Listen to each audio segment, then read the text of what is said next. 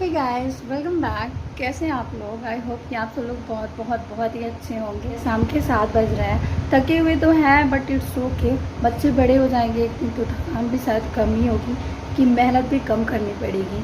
गर्मी काफ़ी है और आज दिन भर पूरा भागम भाग रहा है। पूरे दिन में वीडियोज़ वगैरह शूट नहीं कर पाई हूँ।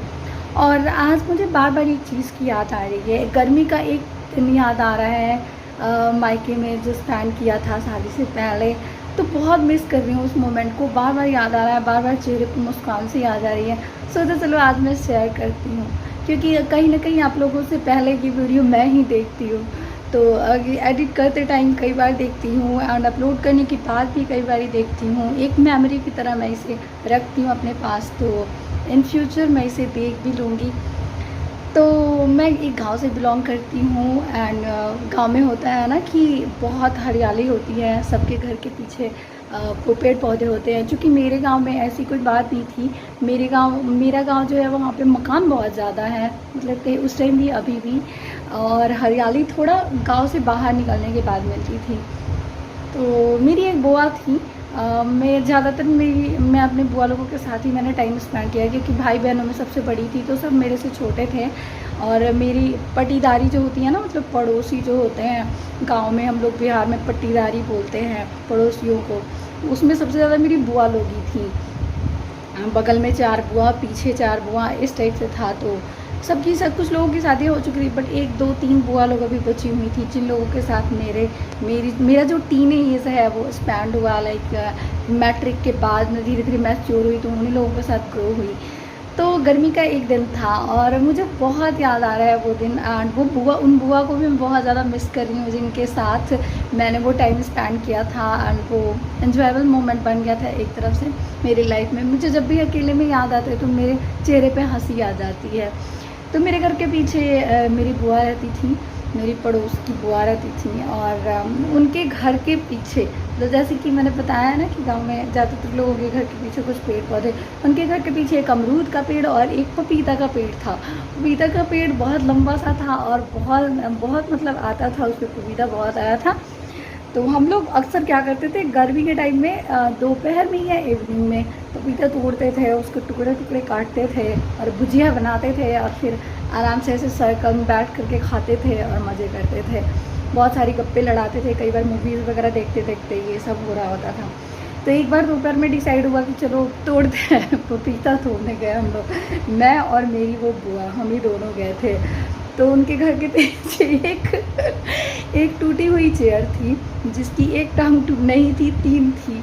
और मतलब शायद चारों थी, बट तीसरी वाली थोड़ी डैमेज थी।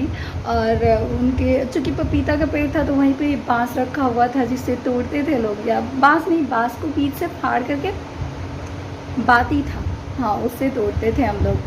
तो ऐसा हुआ कि हम दोनों गए पपीता तोड़ने के लिए। तो बुआ मेरी चढ़ गई और वो चेयर पे चढ़ गई, और मैं नीचे चेयर को पकड़ के खड़ी थी। और उन्होंने जस्ट नीचे चेयर के जस्ट बगल में वो जो होता है ना, मिट्टी का जो नरिया बोलते हैं, घर जिससे बनता है, मतलब गांव में बनता था। आई डोंट नो, बहुत से लोगों को नहीं पता होगा, गांव में नरिया बोलते हैं उसको। जो मिट्टी और बालू वाले मिट्टी से साथ बनता है, कच्चे में उसको पकाया जाता है।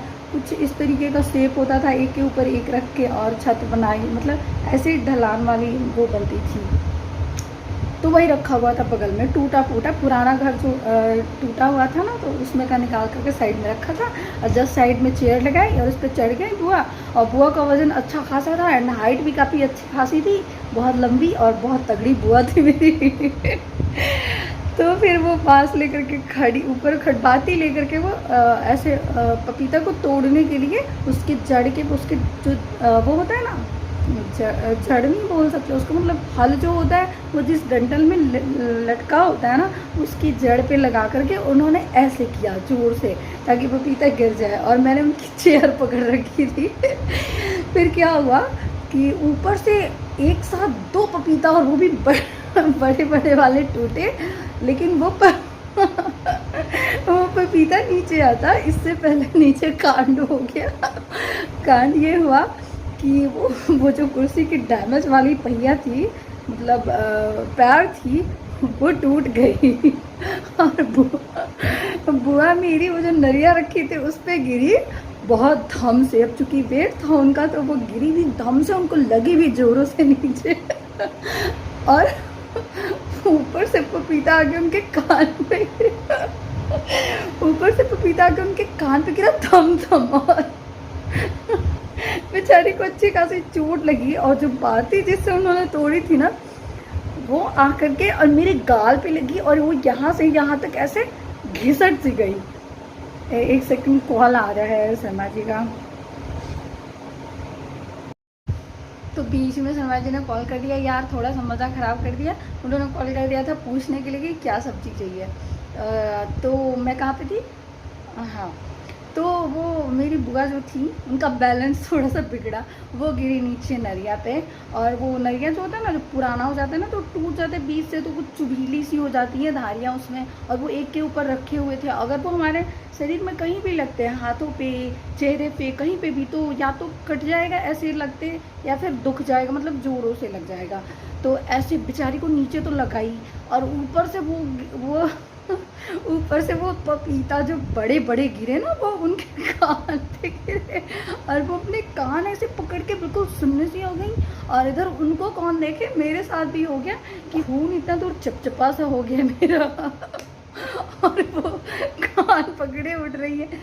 यार जिम मेरा कान ख़त्म हो गया। मतलब भोजपुरी में कहा उन्होंने, हम लोग बिहार से बिलोंग करते हैं, मतलब बिहारी हैं तो ज़्यादातर हम लोग आपस में भोजपुरी में ही बातें करते हैं। तो उन्होंने भोजपुरी में ही बोला कि मेरा मतलब कान ख़त्म हो गया। तो हमें ना मेरा तो मेरे को तो लगी बट मेरा लगना मैंने इग्नोर कर दिया, क्योंकि मुझको उस टाइम मतलब खरोच के जैसी लगी थी जिसको इग्नोर किया जा सकता था, बट उनको बहुत ज़ोरों से लगी थी। मुझको मेरी परवाह नहीं थी, बट मैं इतना हंसी थी उस दिन। मैं उनको उठा नहीं रही हूँ, ना तो पपीता उठा रही हूँ ना उनको उठा रही हूँ। और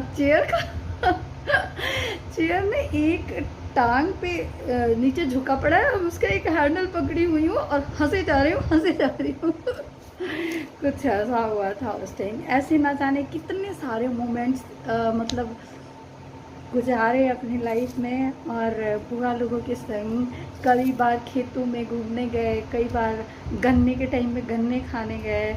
रियली वो सारे मोमेंट्स भूलने वाले नहीं हैं और बहुत ही हर्टली मिस करती हूँ मैं उन सारे मोमेंट्स को, क्योंकि एक बार हमारी लाइफ से जो चला जाता है वो चीज़ आता नहीं है। तो हमारा मेन मकसद ये होना चाहिए ना कि हम जिस पल में अभी जी रहे हैं ना उसको इतना इंजॉयबल बना देना कि आगे वो याद बन जाए। लाइक जब हमारा 2 रूम वाला घर था, जब मायके में बारिश होती थी और चारों तरफ बिल्कुल वो हो जाता था, कीचड़ कीचड़ हो जाते थे। मैं छत से नीचे नहीं उतरती थी कि पैरों में लग जाएंगे। मेरे आंगन में उस टाइम प्लास्टर नहीं था तो मैं नीचे नहीं उतरती थी जब तक वो ड्राई नहीं हो जाता था। लेकिन वो वाले मोमेंट्स भी आज इंजॉयबल लगते हैं। आगे जब उसके बाद जब ससुराल आई तो 2 ही रूम था जब शादी हुई थी, मतलब जो रेडी हुआ था तो बाकी सब आधे आधे बने थे। अभी उन 2 ही रूम में हमारा खाना पीना, खाना बनाना, स्पेशली मेरे बेडरूम में खाना बनता था। और सब चीज़ उतनी ही दूर में मैनेज करके रखा था मैंने और हम वहीं खाते वहीं सोते। वो वाला टाइम जब बारिश होती तो कैसे घर के अंदर ही बाल्टी में पानी रख के काम चलाना पड़ता था, वो वाला टाइम, सारे पल हमारी ज़िंदगी से, मतलब हम वहाँ से बहुत आगे बढ़ चुके हैं आज। बट वो दिन ना आज भी कहीं ना कहीं जब याद आते हैं तो लगता है अरे कितना अच्छा पल था वो। तो एक तरीके से मतलब मैं खुद को भी पैम्पर कर सकती हूँ एंड आप लोग भी सोच सकते हो कि अगर हमारी लाइफ में कुछ बुरा चल रहा है या हम परेशान हो रहे हैं तो जब ये दौर बीत जाएगा ना तो इसके बाद वाला जो दौर होगा ना उस टाइम जब हम इसे याद करेंगे तो हमको लगेगा कि नहीं इतना भी बुरा नहीं था।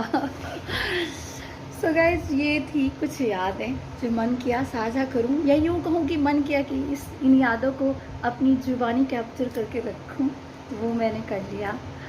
और बाकी आगे बहुत सारा काम है मुझे, तो मैं जा रही हूँ काम करने। आई डोंट नो ये वीडियो तो मैंने बनाया है बट मैं अपलोड करूँगी भी या नहीं।